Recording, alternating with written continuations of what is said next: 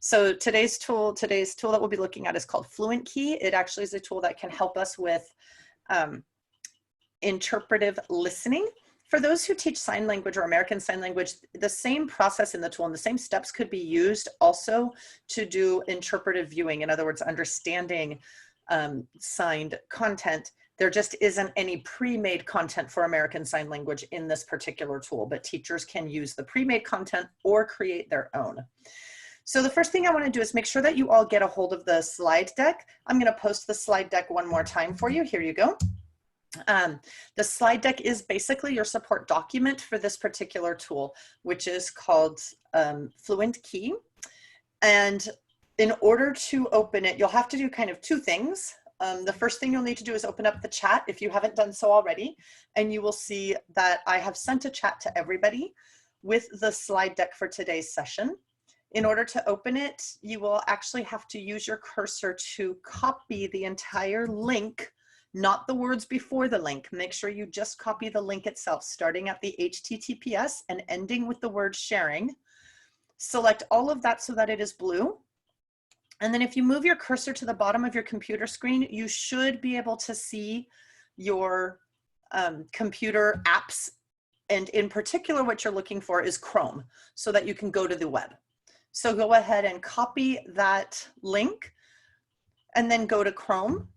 Open up your Chrome browser, and from there, please open a new tab. And the way you open a new tab is to just click on the plus on the far right side of your open tabs. So I'm going to start sharing my screen, which is going to yank you back a little bit, and I'll walk you through the process again. Because if I share my screen, it's actually easier for you to see what to do in order to get the slide deck.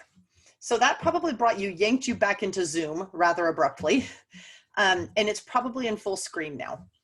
So now what you'll do is look for the toolbar for Zoom. It's either at the very top of your screen or at the very bottom. On top or on bottom of that toolbar, there's a green kind of rectangle that either says my room ID number in Zoom, or it might say you're viewing Nicole's screen. To the right of that, you should see View Options. And if you click that, it lets you get out of full screen in Zoom so that you can go down to the bottom of your screen like I'm doing and get your tools to come up, including Google Chrome. Click on Google Chrome. When it opens, you want to click on the plus on the far right and then paste with Command V or Control V if you're on a PC, paste that link you just copied from the chat and hit return or enter on your keyboard. And when you do, it will open up this slide deck. Okay. The reason I want you to open it now before we get started is because I want to make sure you save this slide deck to your Google Drive, because as you saw, that link in the chat is really long. And when you close the chat, you won't see that link anymore. So I see that 3 of you are already here. Congratulations. Thank you so much. But I am missing one of my participants who isn't in the slide deck yet. Okay, so want to make sure we have everybody there. Hi, Nicole, can you hear me? Yes, I can. Just want to let you know, that's me, Irina Yilmaz. I don't know why they show my old name. I don't either, but I did know it was you. Yeah, okay, good. It looks like you haven't been able to open the slide deck yet. Yeah, I'm working on it somehow. I don't know. Okay. Yeah, I'm okay. there, but not yet. Okay. Okay. Were you able to copy the link from the chat? I thought I did, but I think I didn't copy it, so I need to go back. Okay. Okay. No problem. I just want to make sure you're able to get it saved. So to your drive. what happened was I copied the Zoom invitation again. Oh. So. That's That's why. I know, but now I'm trying to go back because I highlighted the link and I thought that how do I go back to the chat thingy? Yeah. First, put your cursor down to the bottom of the screen and look for a little Zoom icon. It's a white video camera on a blue background. Okay, yeah, I see that. Okay. Good. It probably has a dot under it. Click that. That'll bring you back to Zoom. Okay, I see chat. Yes, I see it. Go ahead and go back to the chat and highlight the link. And then you have a Mac, right? Yes. So I go with Control C? No, if you have a Mac, you have to do Command C. Command C. Okay, so I did that. Now go back down to the bottom of your screen and click on the Chrome icon again. Okay, but yours went full screen already, so I can. Oh, in that case, go find the Zoom tools wherever they are, wherever it says participant and da da da da da. Okay. Find that, and then find the view options either right above it or right below it, and click on view options and ask to leave full screen or stop full screen or something like that. Okay. So do you see the green rectangle that says like my meeting ID, or it might say viewing Nicole's screen? No, it's attached to the black toolbar in Zoom. There's a green rectangle, very small with very small print. Oh, and you're viewing Nicole's Nadine. That's correct. Screen. To the right of that, you should see a thing that says view options. Okay. And what shall I say? 100%? No, just say to exit full screen. Exit full screen. Okay.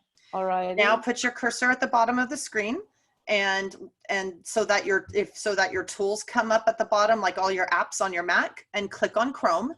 Yeah, I'm already in Chrome. So what do I do to paste it? Okay. So now Command V. Command V. Command V. And then hit return on your keyboard. Okay.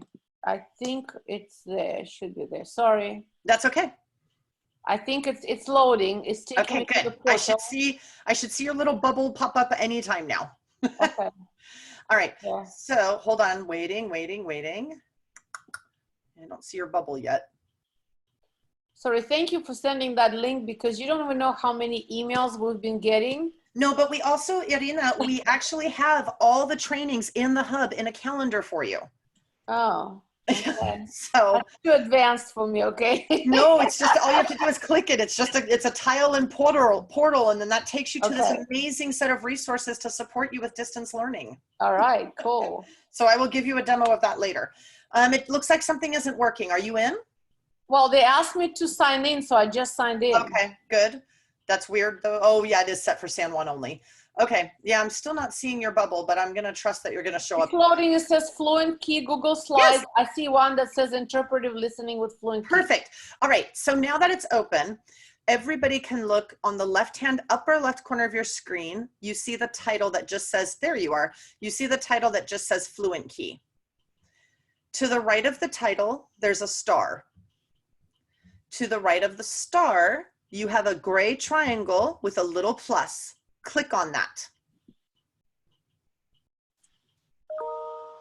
Did everybody click on it? Yeah, it says added to my drive. That's what I wanted. It is now in your Google Drive, so you never need that link again. You just go to your Google Drive and you have these slides. Sound good? Yep. Okay, perfect. All right, let's get going then with our session today. If you did have a question about that, go ahead and throw it into the chat, but I think we're all set to go. So we will be doing a combination of me presenting from this slide deck, but also some real-time demonstrations and an experience. Yes? No? Okay. And real-time demonstrations. So one of the things I want you to know about Fluent Key, first of all, is if you teach English or Spanish or French, which does cover everyone in this room, you don't have to start from scratch, although you can. You can completely start from scratch and create your own content. But one of the things that Fluent Key does really well is curate content. And for every single thing that they have already watched and curated, they have at least one existing pre-made quiz for you. You don't have to use it. You can create your own, but they have an existing quiz. So this can be a real time saver. The other nice thing that they did, as you can see in this screenshot, for every single video that they have curated, they tell you what the range of proficiency is that a student would have to have, or at least be working towards and close to, in order to successfully work with the content of the video. All of these videos, well, I shouldn't say that, they're not all authentic. Almost all of the videos are authentic, meaning that they are content such as commercials, news reports, podcasts, music that was originally intended for native speakers of that language.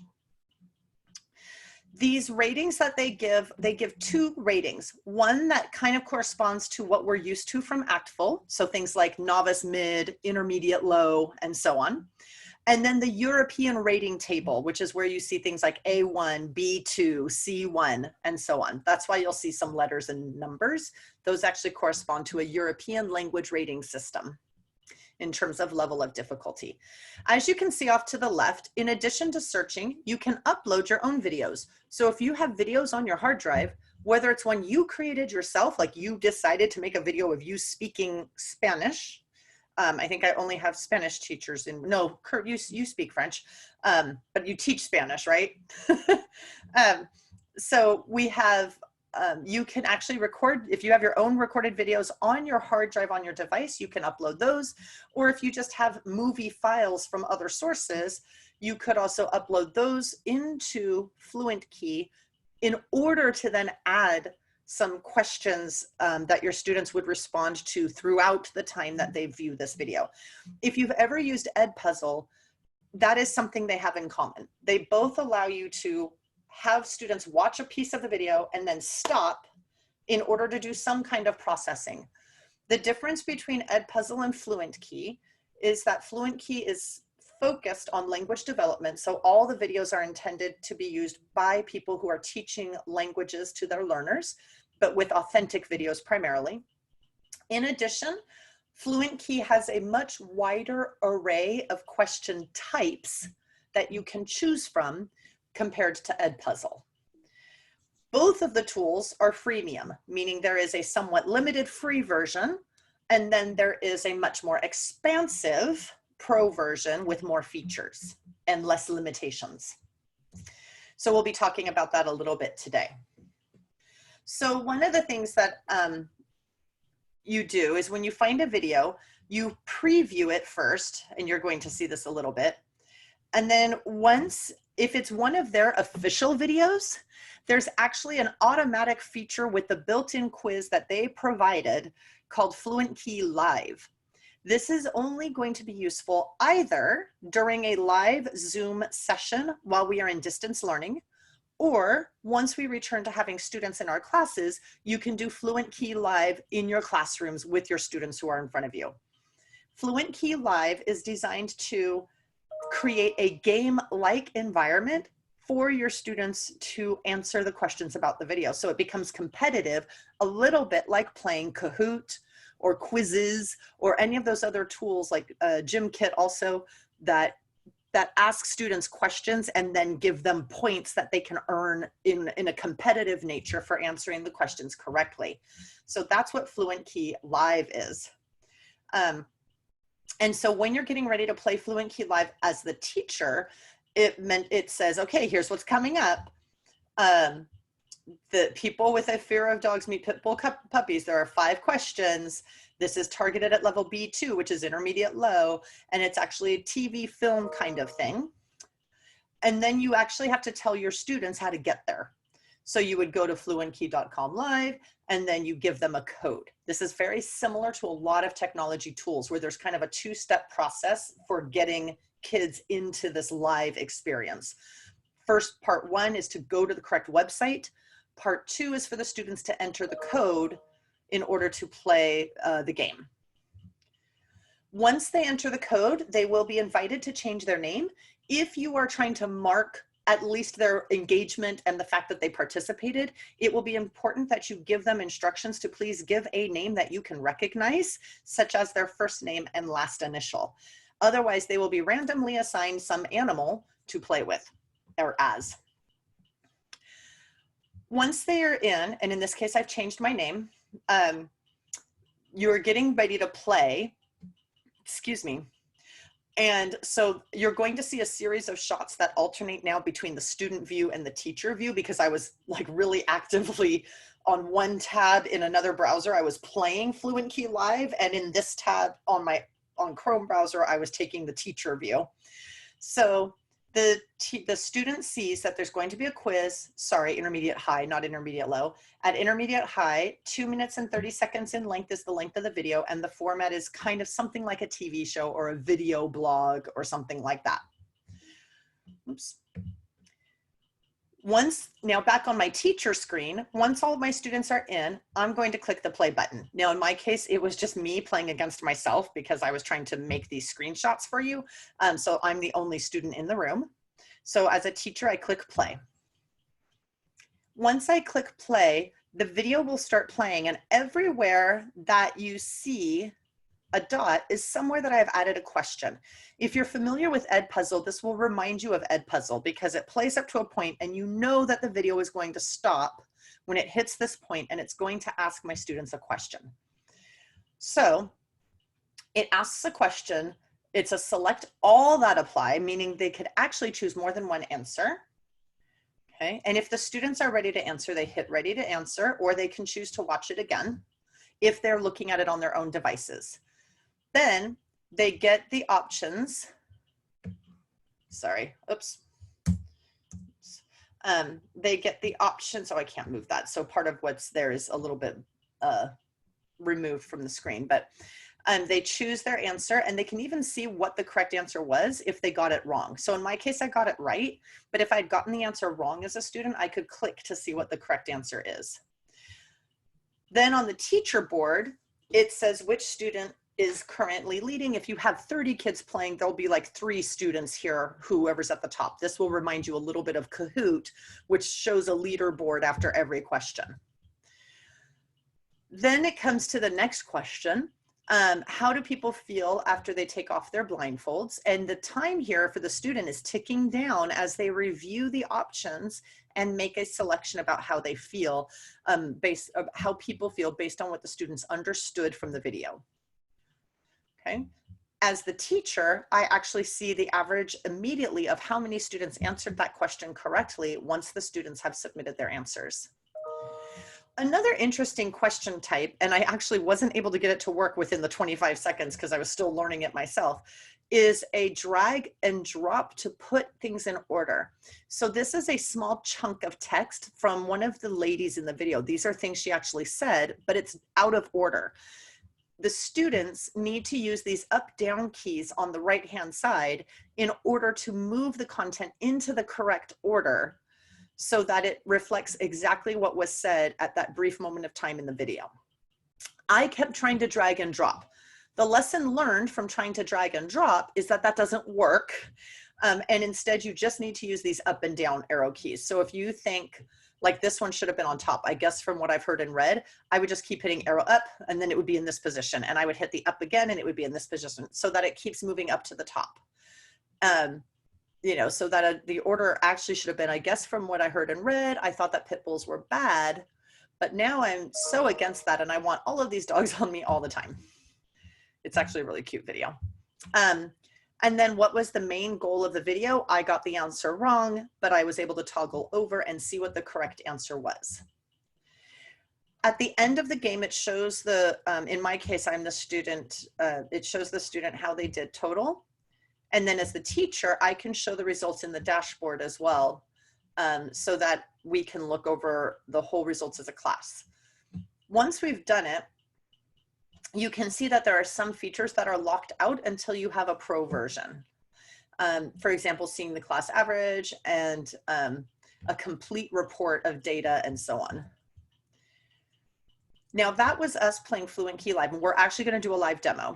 But the other option is to browse or create your own quiz. In other words, browse for quiz others have created, including Fluent Key, to play, not like a game show format, but just to send out to kids so they can play in their own time without it being competitive. Or create a quiz yourself to go with that video. And again, both of those options are intended to be used as something that you would then give to students to do without necessarily the pressure of it being like a game where they're competing against each other. They would just watch the video and answer the questions as they come up. So if you choose to create a quiz, you can actually hit the plus or this arrow and it will send you to create a quiz, but it also shows you the other quizzes that are available. Here's the one Fluent Key already made. That's the one that they used for the live game show version, but it could also just be assigned as an activity for students to do in their own time.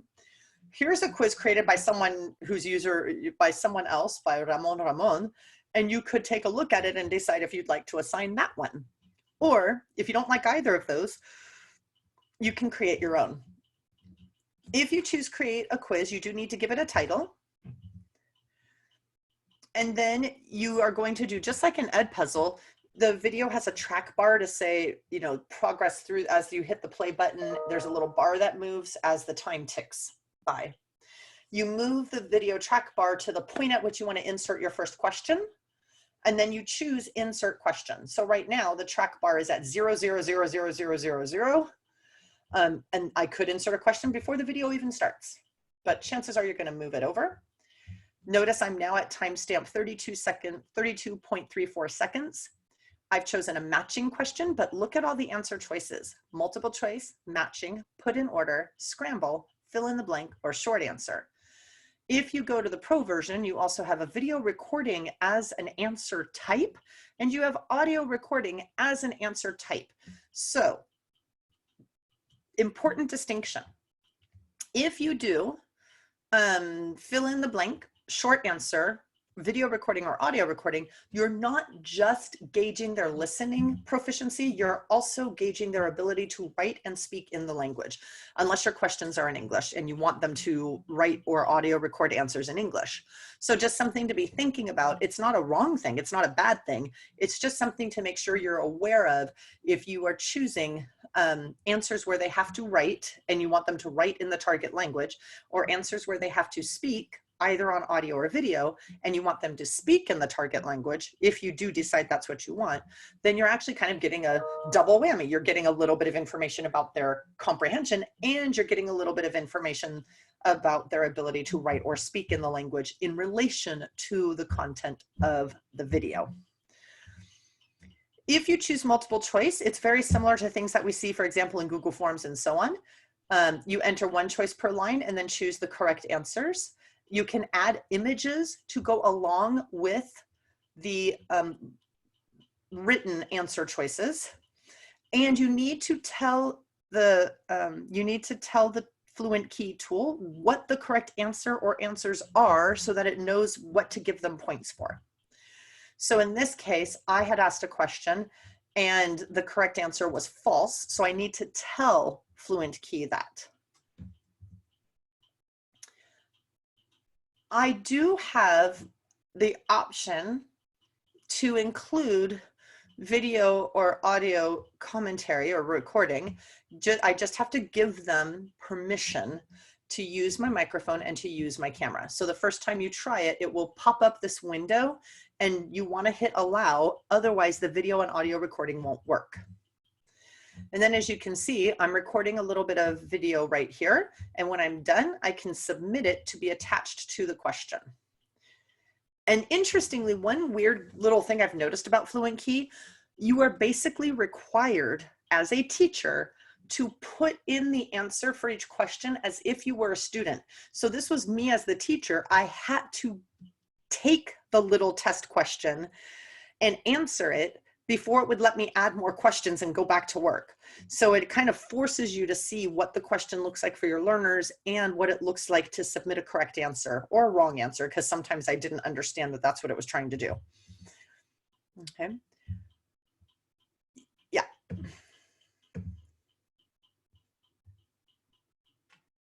Yep. Oh yeah, I'm sorry. I thought you were there when we opened it. In fact, I saw you in the slide deck, Vanessa. I saw a V. You were there. Here you go. I was in another computer and it crashed. Oh, and you didn't get it saved to your drive. Both of my computers were crashed at the same time, so sorry. And did you manage to save it to your drive? Yeah, but I think I managed to save it to my not San Juan drive. Oh, well, you know, I mean, at least you could still get to it at some point, but there it is. It's back in there for you. Thank you. You're welcome. So you also have, you'll notice I have a kind of a put in order question. That's the one you saw earlier with the little dialogue that was out of order. It's going to be at time mark 1 minute, 0.58 of a second. And then you enter the question that you wish to display. And then you enter each line of text that you want the students to see in those boxes that they're going to click to move into the correct order. You cannot leave the question empty. So you have to say something. Please put the following section of the dialogue in order according to what they said in the video, something like that. Now, I actually put 2 questions at the same time marker. I put an unscramble, and then I put kind of another question where I wanted them to say what the fall means in this particular song. The video will stop for the first, but the students could accidentally skip the second question if they don't notice that 2 questions appeared. Right? And so there's a first question. If they hit play, it just goes right on without asking the second question. So if you do happen to put 2 questions at the exact same time marker, you need to train your students to look and make sure there's not an additional question underneath the one they answered. And that if there is an additional question, they need to click on that question in order to also answer it before continuing the video. Once you have finished creating your questions, you need to assign it. Now, here's one area that was a little bit glitchy. I have found it more difficult than I liked in order to find the drafts that I was working on. Oops, hello. I'm going to put the slide deck in the chat for you. So I noticed that there isn't a place where I would try to go to, I can't remember what it was called now, like My Activities or something like that. And it kept saying there was nothing there, which I found very frustrating. I ended up searching in Fluent Key for the video I had used to make my quiz. And when I clicked on that, all of a sudden my quiz showed up as one of the ones in the options. And I thought, well, that's weird. But so far, that's been the quickest way I found to find my activities if I haven't gotten around to assigning them. So again, this is a little glitchy. I have not found it to be as easy as I would like for teachers to find their draft quizzes that they are working on. So if you are using a video that Fluent Key provided and you just wanted to make your own quiz, so far what I've noticed is I had to go back to Fluent Key and go find the video again. And once I found the video, if I clicked on the browse or create quiz, which I'll take you way back to where that is, oops, back. If I clicked on browse or create quiz, then all of a sudden my quiz that I had created showed up, but it hasn't been assigned to anyone yet. Now, I took these screenshots from their help page. Once you hit assign over here, you're going to get an option to assign to class. Okay. And then you're going to either assign it with a quiz or assign it to just watch. That's important to distinguish. If you want them to watch it with no quiz, that's fine. That's when you click assign to watch.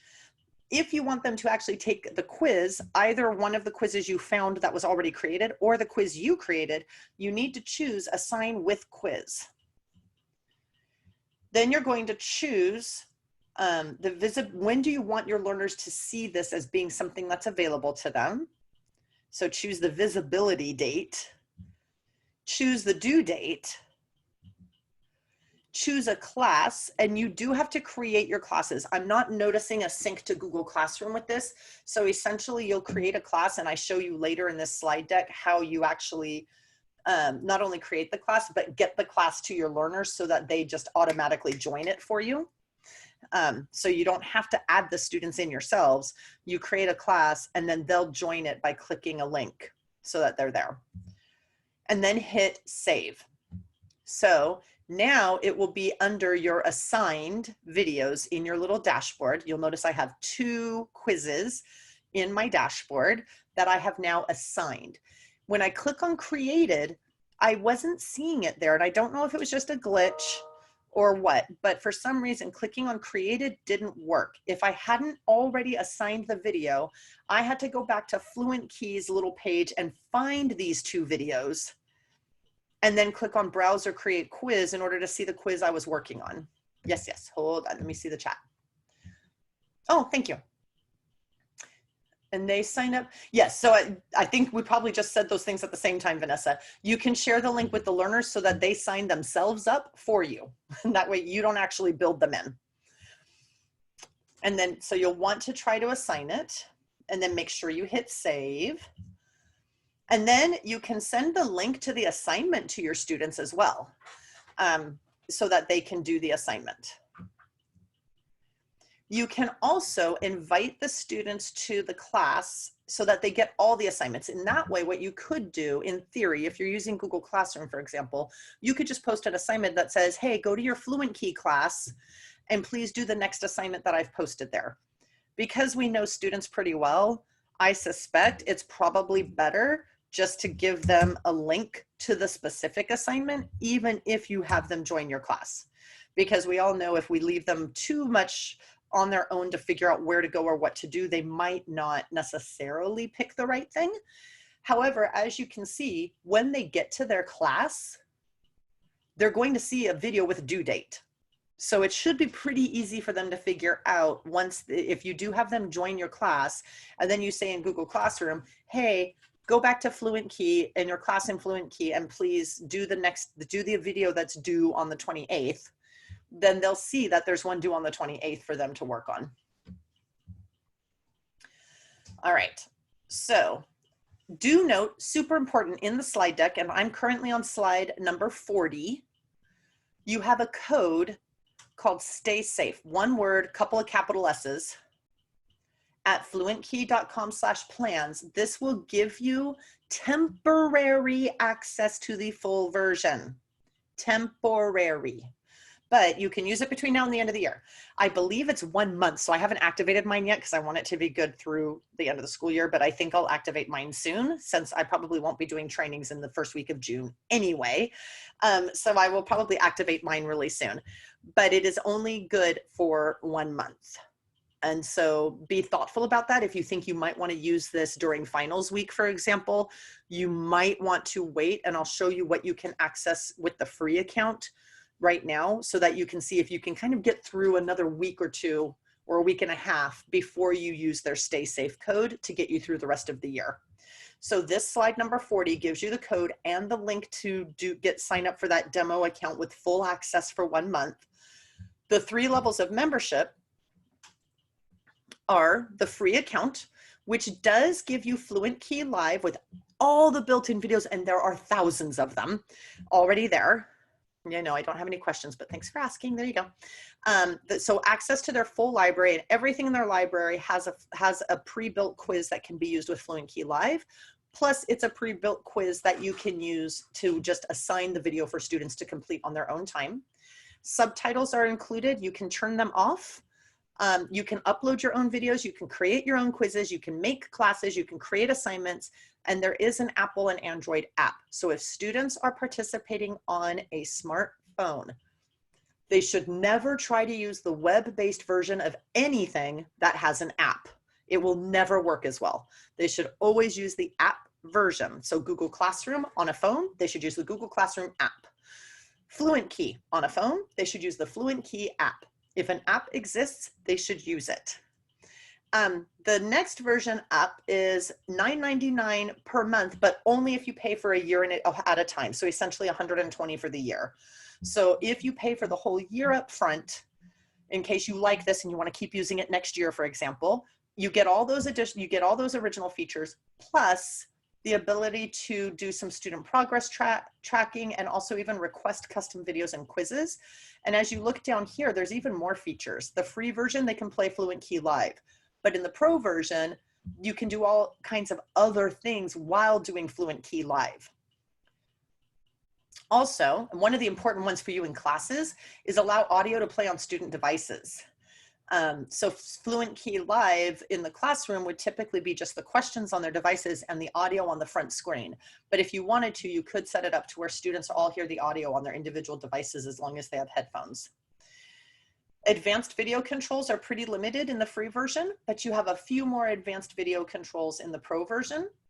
And then you have a lot of things you can do with the content of your quizzes, like uploading videos, uploading audio files, but you only have 1 gig of storage, so that doesn't last long in uploading video and audio.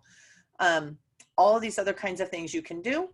But if you go to content and quizzes in the pro version, you also can create questions specifically for speaking practice, and you can make your videos and your quizzes private so they don't appear in the public search library. Whew. So as you can see, there are basically the free features on the left and the pro features in the middle. The right-hand column would be for a school account, and that would be something for your departments to take up to decide if that would come out to being cheaper than this for every teacher or not. You just have to see where the breaking point is for how many language teachers and possibly ELD, they might like it too, are at your site, and they all paying $120 a month versus what the company would give you as a school price, which might come out to less than that if each department just chipped in their share of that. Okay, so you do have information about the pricing, you do have information about the pricing plans in case you need it. Okay, oh, all right, so what I'd like to do now, hold on, let me see where I left off here. What I would like to do now is demo this for you so that you can experience a Fluent Key quiz. And so what I'm going to do initially is I'm actually going to stop, I think, my screen share so that I can restart it and make sure that I include computer audio. Okay, so I'm going to stop the share for a second. And give me a second. I'm going to set up some things on the back end here in Fluent Key, which there it goes. I thought I had it open. Okay. All right. And I'm going to get an activity started, which means that you're probably going to be actually, oh yeah, no, I can't have you listen on your devices. So we do have to play it on my device. So I'm going to get an activity started for you. And I'm going to be putting a link in the chat soon. Okay. Let's see if I can find my dashboard. And if I'm lucky, I can find my assignments. There we go. I'm going to open my practice class. So I'm not sharing right now, but what I'm doing is I'm going to open up one of these activities here. All right. I'm going to copy this assignment link, which is a process we saw me do earlier. And I'm going to do two things. The first thing I'm going to do, is I'm going to go into Zoom and I'm going to paste this link in Zoom. In theory, you should be able to go there and do that process you saw earlier where you copy the link, paste it into Google Chrome, and then, oh, hold on, that's the assignment link. Don't click on that one. I wanted to do Fluent Key Live. Hold on, don't click on that one. Well, yeah, no, let's not do that. Sorry about that. Let me see if I can do Fluent Key Live. No, it's not going. Okay, let's try this first. We'll try the one I created, and I think it will let you do it still because I basically sent it out as an assignment, but you haven't joined my class, so I'm not quite sure how that'll work. Or create a custom invite link. I'm going to give you an invite link to my class. Like I said, I'm only a little bit ahead of you on using this tool. So you're my first training with it. So I haven't had any students to play with yet. So the first link I gave you is the assignment link, but here's actually the invitation to my classroom, which is good for you because you'll get to see what the students see, to my Fluent Key class. So I'm sending you an invitation right now. I'm not sure if you need it in order to participate in the assignment link I sent you or not. So the chat now has two things in it. One is an assignment, and you can kind of see that because the word assignment is in the link. The other one is the link to your to my Fluent Key class so that you can be a student in my Fluent Key class. You might have to do that before you can click on the assignment link. And actually, I'd like to know from any of you, anybody who's comfortable answering, whether you were able to start the assignment without joining my class.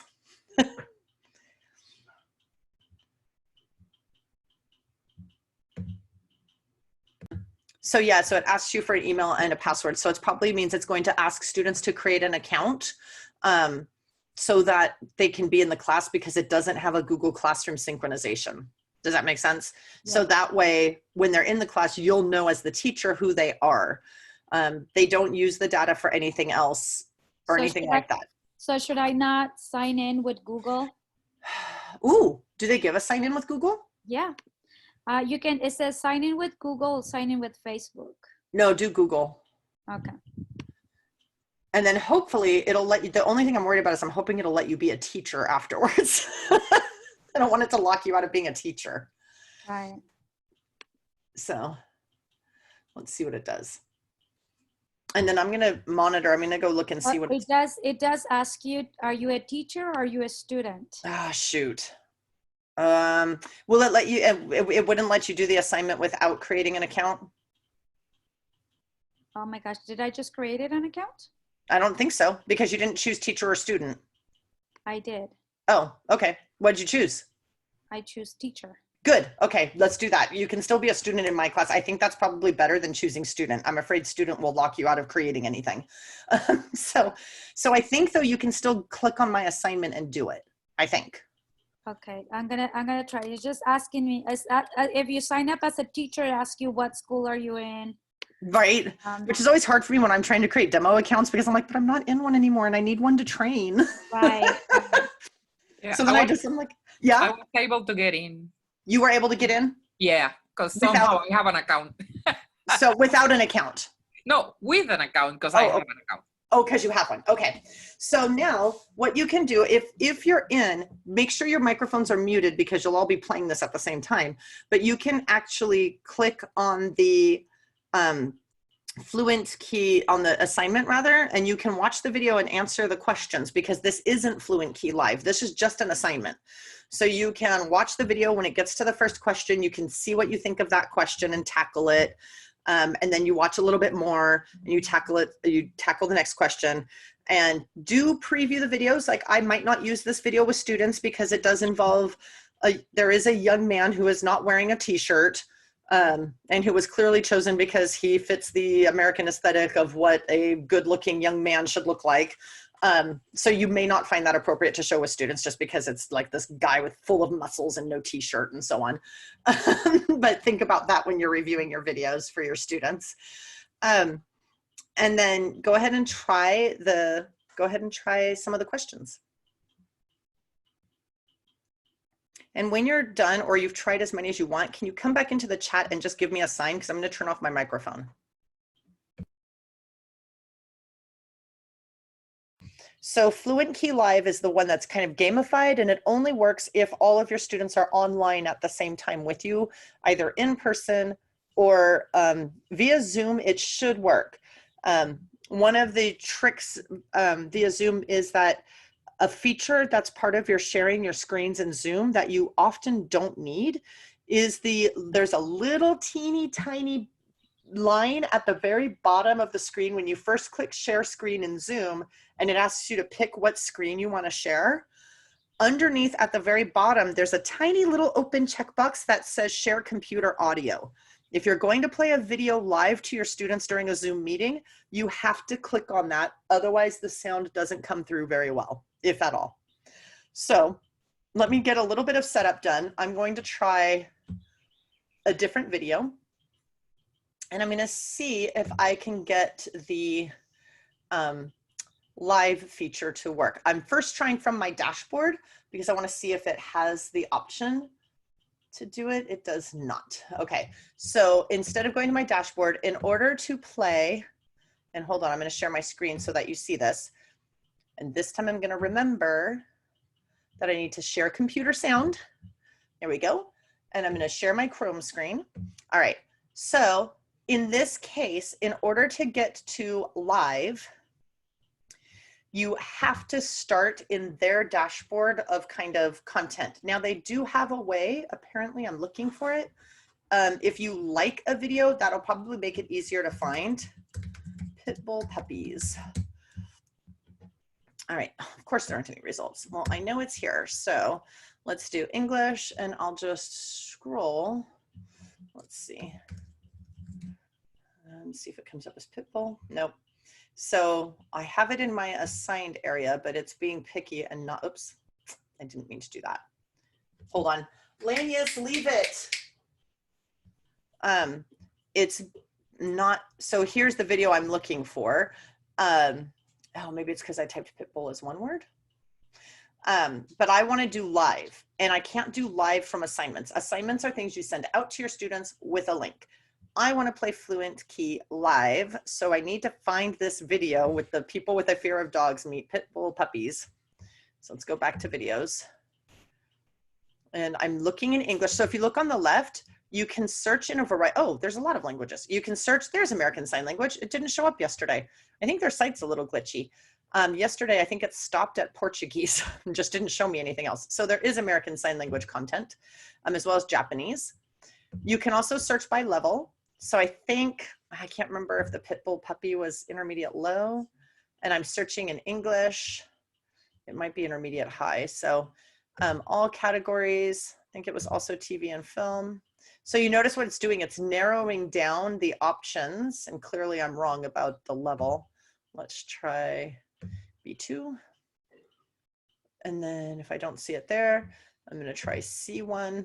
I can't remember which video they thought was advanced. Nope, I'm still not seeing it.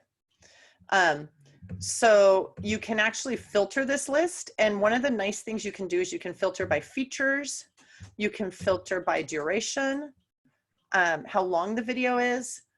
And obviously you can filter within your own language. So you can choose Spanish, and then you can choose a level that corresponds to the class that whose learning targets you are working towards, right? And then you'll only see videos that are already uploaded with that option. Okay, so let me go back to English, and I've got it set to all levels now because I'm just gonna have to look up. Oh, there it is. All right, so there's my video, intermediate high.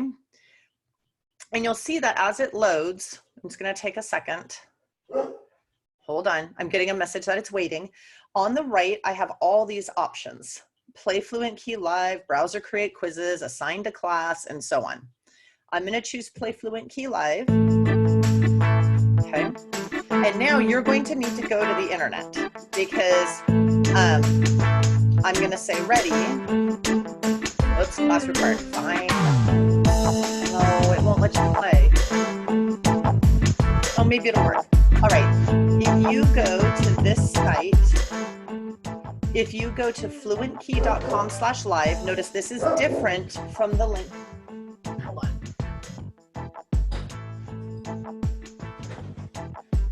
This is different from the link that you went to before. This is a special link just for the live version. And then you put in the code. It will ask you for a code. Hopefully it won't ask you to sign in. I'm not sure.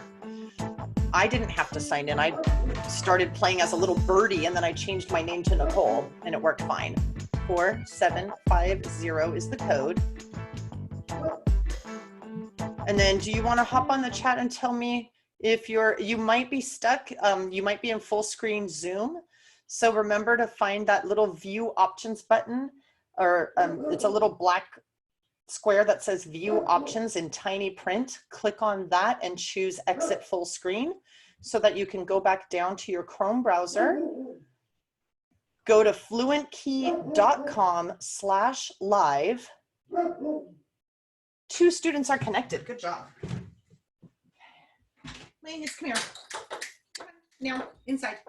Lay down. Lay down. Lay down. Okay, so we have 2 students connected. We have Maria and Curtis.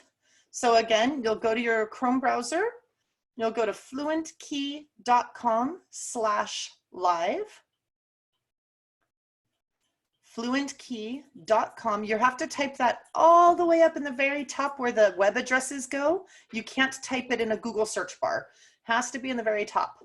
So you get a new tab, which all of you are experts in now. Get a new tab going. And then after that new tab opens, go up at the very top where there's no web address yet and type fluentkey.com/live. And then the code is 4750. 4750. I've got 3 of you. Nicely done. Notice it's going to keep reminding me to upgrade to Pro, which I will do so that I can play with the other features. And then I have someone coming in who is changing their name as we speak. Good job. Perfect. Nicole, do you see me? Okay. Now, my understanding of what's going to happen, my understanding of what's going to happen is that you're going to have to kind of look, this is going to be a little tricky. It is audio, so that helps. But on your device, on the device you're using, you will see the questions, but the video won't be there. The video is going to be on my Zoom window. So if you're able to do so, you might want to kind of put your Chrome window and your Zoom window 5 by 5. I do. Yep, you're there. I see you. And so you're going to potentially, that's a little trickier than doing it in your live classroom where you would just put the video on the TV in your room or on the screen, and then your kids would have devices to answer from. I don't think the video is going to play on your devices in the window you're looking at now. I think that what's going to, excuse me, I think that you might need to put your Zoom screen kind of on the left of your screen and Fluent Key on the right so that you can kind of see both. Are you okay with doing that? So what you should see would be maybe on the right as you kind of drag your video, your internet window to make it smaller and push it to the right side of your screen, you can actually change the size of your internet windows so that you can make it smaller, like I'm doing it right now. So that's smaller, and then you could have your Zoom window. I can't show both at the same time, but I could have my Zoom on the left, and then I would have my Fluent Key here on the right so that I can kind of see the video that I'm about to show and then Fluent Key on the right, okay? Okay, so here we go. This will be the last little demo that we do. I'm gonna go back to full screen. I'm gonna start playing. So you might wanna make sure your sound is turned up. I think it has been this whole time. So you can see what's happening. Got it? Yeah. Okay, so keep that blindfold on. How are you feeling? Nervous. Like you've blindfolded me, that inherently suggests that you're about to do something to f me up. Okay, you ready? No. Oh my God, what the hell? What are these? So when you're ready to answer, you can either do ready to answer or watch again. So if I put ready to answer, right, you should. Okay.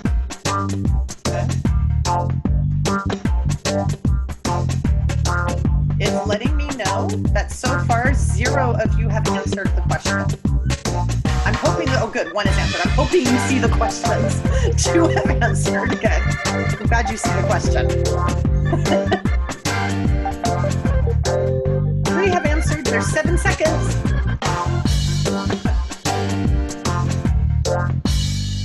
Uh-oh, time's up. Okay, so it's saying that,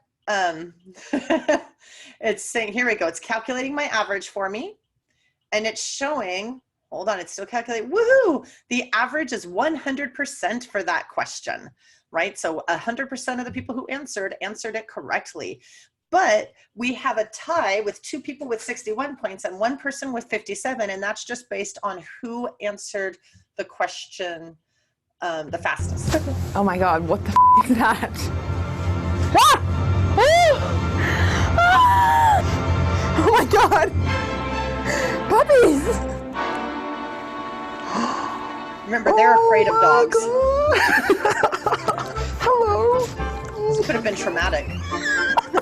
Hello. Hi.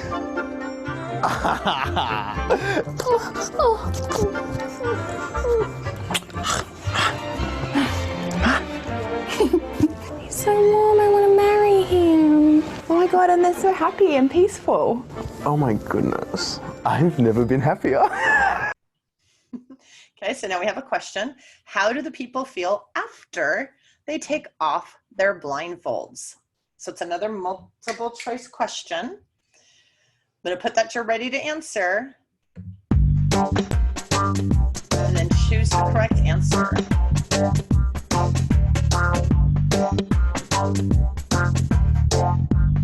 Ooh, that's already 2, 3. We already have 3 answers. Good job. So you can see if you've ever played Kahoot, how this is a little bit like Kahoot, right? Like you get points for answering, and you get more points if you answer quickly, faster than the others, right? So it's saying, once again, It's a 100% average in accuracy. So if I click next, it's going to take me to our lead. And there has, oh, it's very close actually. Everybody here is still in the running. So we only have a 1 point difference between first and second place. Here we go. Next question. I'm so excited. So smudged. It's okay. I thought I didn't like dogs, but these ones are so nice. Obviously you hear about pit bulls, you know, attacking people and attacking kids sometimes. I just don't like dogs in general, but if I had to like name one evil dog, pit bulls would probably come to mind just from what I've heard. You kind of get that idea that they're all kind of quite violent, but I mean, this little guy has barely moved. I think just like people are, they're just a bit misunderstood. Because these guys would never hurt anyone, would they? Okay, so it's another. Why did they use pit bulls and not a different breed of dog? There's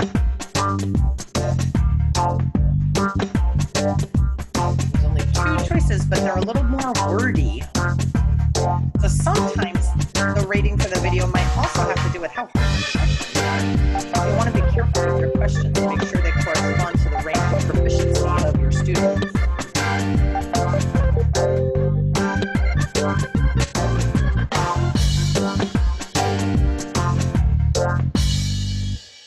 So what was still 100%, nicely done. So what was nice about this activity was that I didn't have to do anything other than, you know, kind of push this out to you to where you could come in with that link and then the code. These questions were already created. In fact, the only bummer is that you can't play Fluent Key live, at least it doesn't look like you can, with your own quizzes that you create. I haven't seen a way to do that. It's only with the ones that they create and provide automatically in their bank of videos. My goodness. Yes. Oh, yes. I guess just from what I've heard and read, I thought that pit bulls were bad, but now I am so against that and I want all of these dogs on me all of the time. After meeting these guys, I kind of don't hate dogs anymore. I kind of want one, and I don't know how I could think that they were all scary. You're not mean. No. You just want to be loved. I think you have 2 questions. I definitely didn't think I was going to get 4 pit bull puppies on my lap today, but this is probably the best day ever.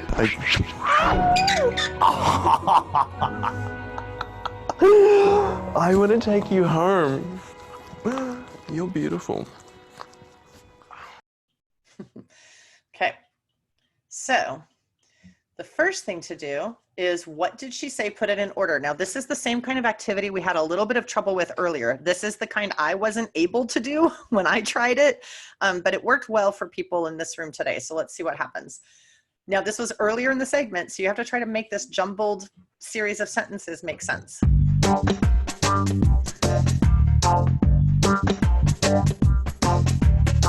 You can see that if I had the pro version, I could just gift you 15 more seconds to work on this. But since I don't have the pro version, you don't have very much time.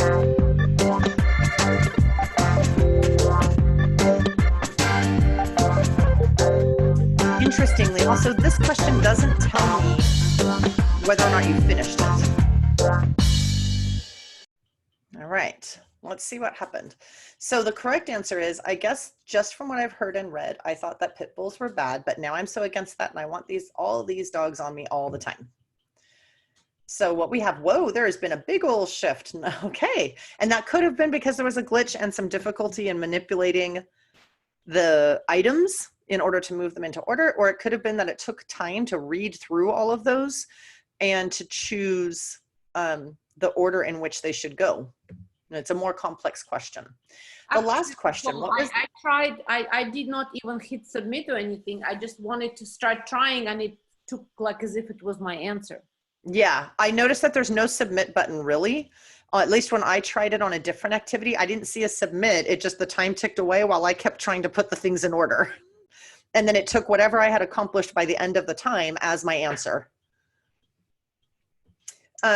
So what was the main goal of this video? What was the purpose? You could get up to 333 points depending on your speed and accuracy. Here you go.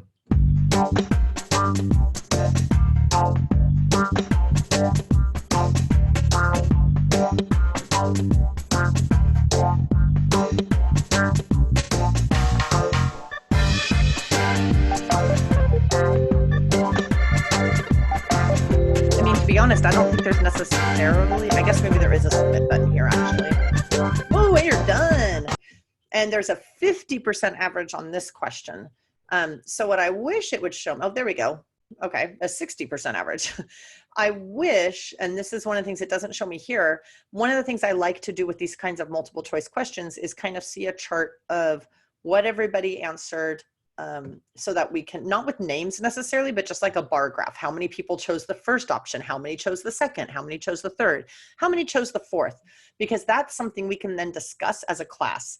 Since this doesn't show you that chart, I think that as a teacher, one good option would simply be to pause at this time and talk about the options and talk about what makes this first one the correct option and what is it that's different or missing that makes this none of these three options a correct option, so that you can have that really important conversation. It's not just about the game and about earning points, but about learning. Okay. All right. So sorry, I have to move something out of the way. There we go. All right, and then when I go to next, now that was actually the last question. So now when I hit next, it's gonna kind of add up all your things. Hey, there we go, the board changed a lot since the game began. So we have kind of our leaderboard, and now I can go to my dashboard and look at the results. So it's going to open this up for me, okay. And I'm going to be able to, now I don't have a lot of options here because I didn't sign up for anything. So I haven't signed up for the pro account. So I don't think I'm actually going to be able to see very much here in terms of like the data and so on. It does tell me now that I have one student who has submitted answers for that song video that I need to review. As you can see, again, just like we said, there are things that are locked unless you get the pro version, and you do have the code in the slide deck, which you saved to your Google Drive, to help you get that pro version. Then we have two versions of kind of this auto-graded thing that happened. So one is the live, and one is probably the one I did last night myself. And unfortunately, I don't really have a way to tell which one's which. So once I open it, I can edit the title so that I can see which one of these is the one that I just did by myself and which one of these is the one that was done with students, I'm hoping. But it's actually kind of stalled on opening, so we may not be able to see that. Okay. So while we're waiting for that to open, it may not open, we'll see.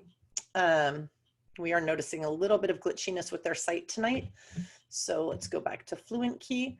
So just as a reminder, if you haven't done so already, I know a couple of you had to join in late. If you got the slide deck, please, please, please make sure it's saved to your Google Drive, because this is your support document and it includes these slides at the beginning. They aren't much help if you weren't in the session, right? Because these kind of show you in order. You know, you preview a video, then you can choose to play it live. And if you choose to play it live, I've given you a series of screenshots that alternate between teacher screens and student screens. Okay, so that's the first part. Then when you're done, when that's done, I move on to how you create a quiz. So then I have a whole nother series of screenshots on how to create a quiz with the various kinds of questions, okay, that you can do and kind of some of the stuff you need to do. Okay. And the fact that you actually often, in order to kind of continue with creating your quiz, you also have to test out each quiz item yourself as a teacher before. You don't have to get it right, but you have to test out the items before it'll let you move on to add another question. And then you can keep adding. A reminder that not for live it worked great. 2 questions at the same time marker. It did the first question first, it did the second question second. But I did notice that when I sent out the link, when I was practicing with this and I sent out the link as an assignment, if there were 2 questions at the same time marker, then the student had to kind of notice that there were 2. The first one would stop the video and the first one would appear automatically. They had to notice the second question and open it up, otherwise they could accidentally skip it. I also mentioned earlier in the session that I have noticed it's difficult to find your drafts, meaning those quizzes you have created but not yet assigned to a class. Once you assign it, it's super easy to find. But until you assign it, even if you have created it, it doesn't seem to appear in created. Every time I go to created in my desktop version of this or in my account, yeah, that never opened. Do you think that might be easier on the Pro version? It might be. That's not one of the limitations that's mentioned. Like, you know what I mean? Yes. But yeah, maybe. So when I go to created, and I've created several, and it keeps saying, you don't have anything. I'm like, okay. So one of the things it looks like, here's my thing.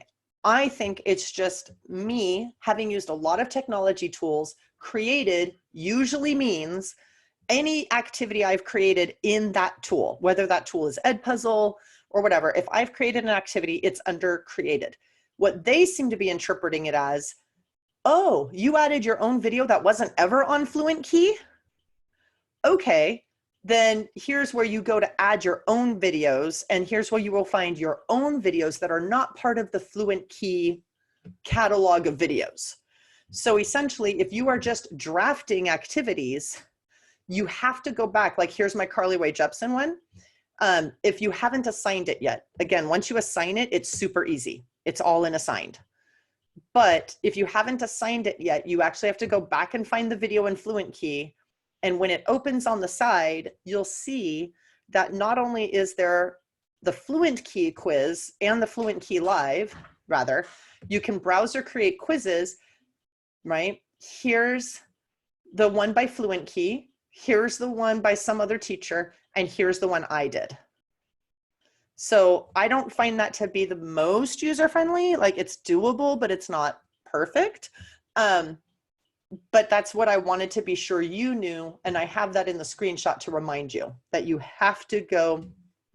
I'll add a little bit to this slide actually to indicate that, you know, when using a video from the Fluent Key catalog.